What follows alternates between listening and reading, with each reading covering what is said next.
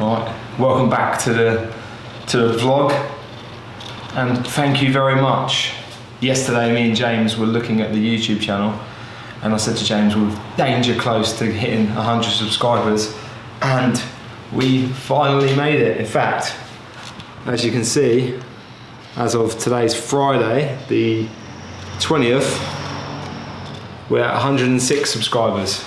Amazing. Thank you so much for everyone that's tuning in. We're really enjoying making these. Anyone that hasn't subscribed, please do. We've got lots of great content coming, including my journey to Ironman next year, the build up to Kona, if I qualify in the race, which I'm going to do. I'm going to try my bloody hardest to do anyway. And everything else in between, because some work stuff, business stuff, and just life in general. Today we're back in Hardiman Performance. I'm going to do another strength training session. We're also going to cut in some footage from this week as well, including some filming we've been doing for the Hardiman Performance Instagram channel. I met up with a good friend of mine, a guy called John Gooden. I'll talk more about that very, very shortly. Got some of the footage from that as well, and also I'm going to talk about a little injury that I've picked up. So we'll see you throughout this vlog and catch up very shortly. Time to get on with some training.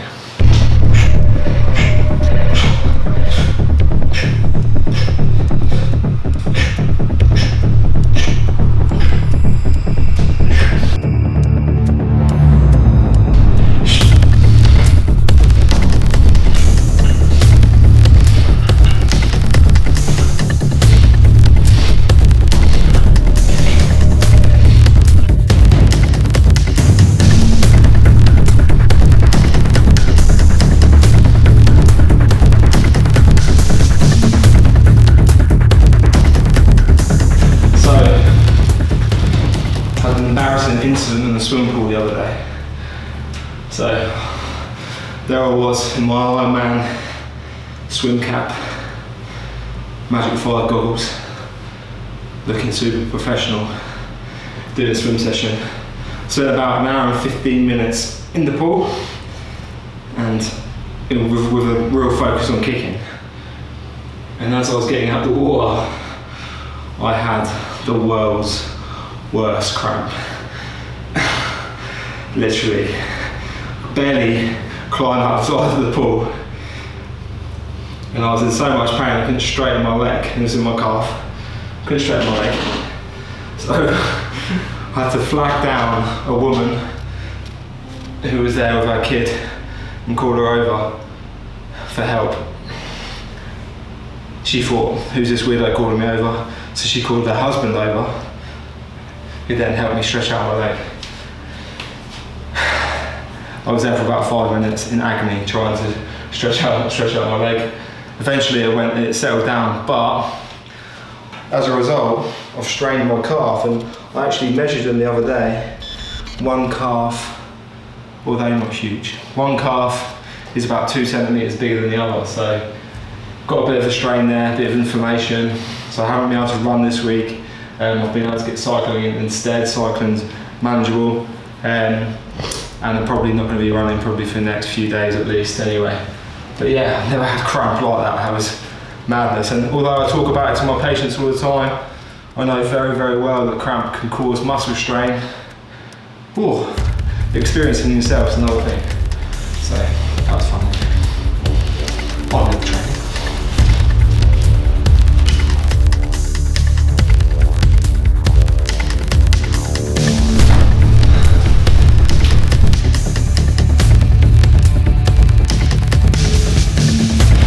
As you can see, we've had a little bit more load this week.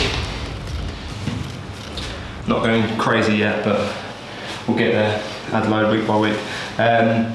But we're going to cut away shortly. Just now to some short footage of me filming yesterday for Hardiman Performance. We're a sports and exercise injury prevention and recovery clinic. So I'm going to cut away some of that footage very, very briefly, and then we'll be back with me training. Yeah. Yeah.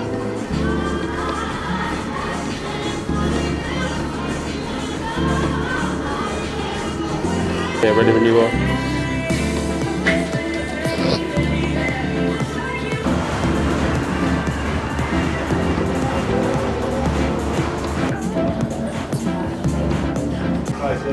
Yeah, ready?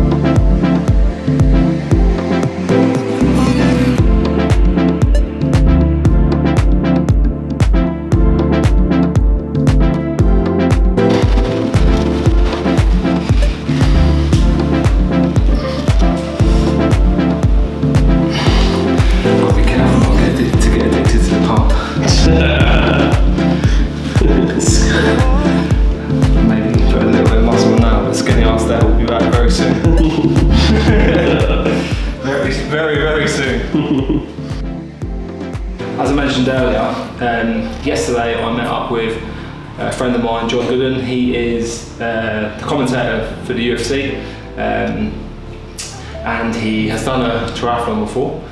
He did a Ironman, iron distance triathlon, I believe in 2013, and him and another one of the UFC commentary team, Paul Felder, are going to be taking on a Ironman next year. They haven't chosen what race they're going to do. But we met up to discuss some of the stuff around that, some stuff around his training, some of the tips I've learned over the last year, and we're going to include a little bit of that conversation for you guys so you can see it too. So I'll see you back in the gym very shortly. Because I was very interested from my work in mixed martial arts, but you obviously went through the camps and all of that stuff. So the biggest things that you've learned from tackling a triathlon, training-wise, compared to mixed martial arts, in a way that you think it could transfer and you could benefit people in the MMA community?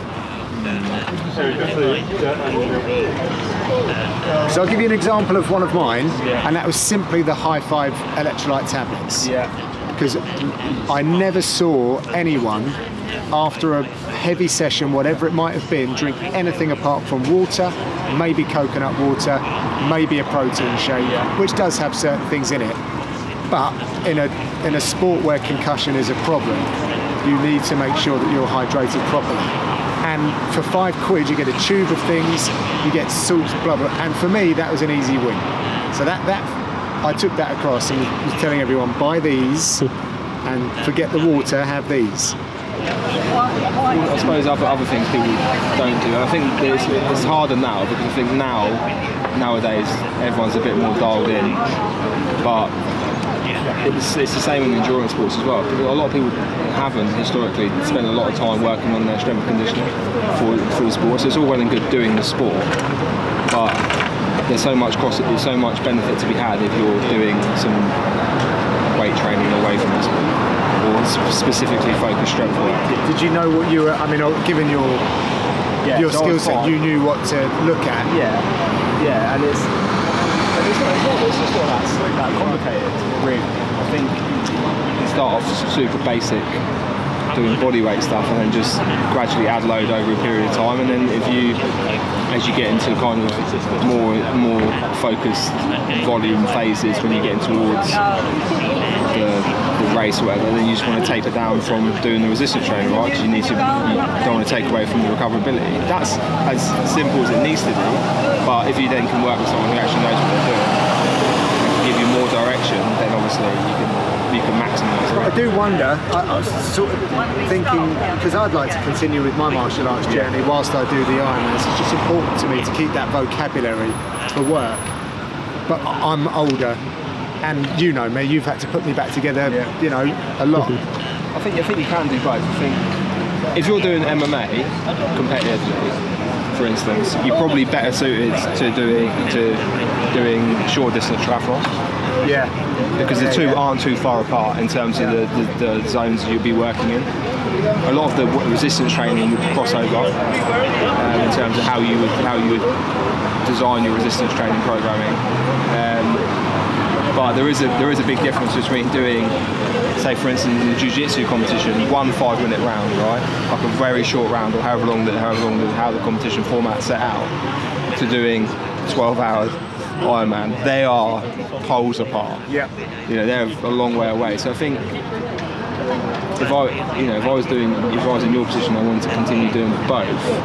I think you'd have to make your triathlon stuff your main focus.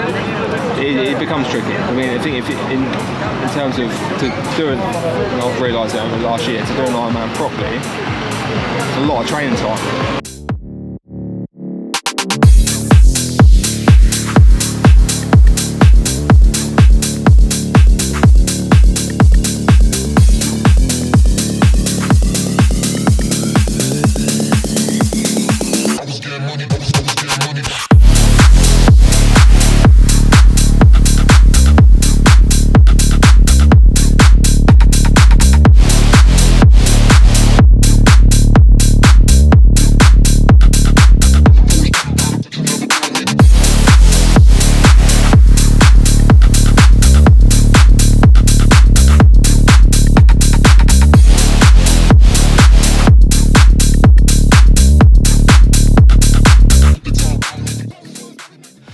As you can see, that session pretty much identical to last week, but all we're doing is adding a little bit of load. Once again, we've hit over 100. Big milestone, very, very happy with that.